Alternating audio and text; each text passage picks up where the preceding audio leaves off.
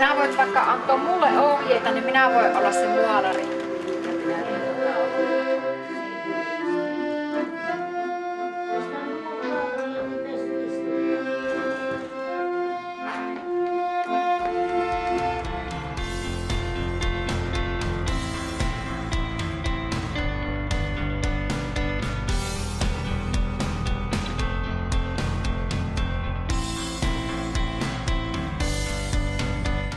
Auttamaton Pekka. Tämä tarina, jonka nyt luen tässä, on kuvaus Pekasta Järkevästä. Hän itsepäin oli pakana ja pysyi aina samansa takana.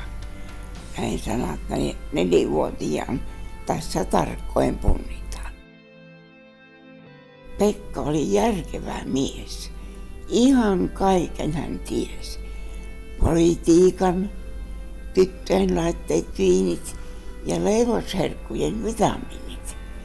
Mutta S-kirjainta kuitenkaan hän ei oppinut lausumaan. Aina sitten joo. Postettu. Siinä oli ihmeinen.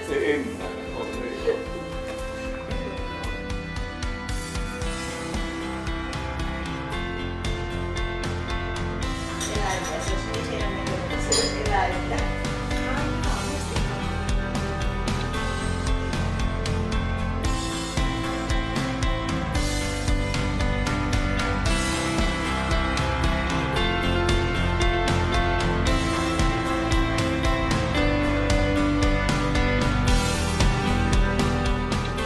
Työ on valmis. Hieno. Se on valmis. Siinä Sehän tuli noin vain.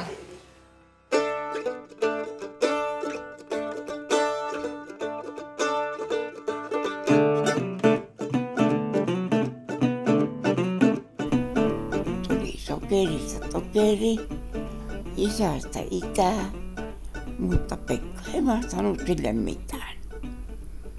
Oli Pekka nyt äitinsä mukana kirkolla osuuskaupassa.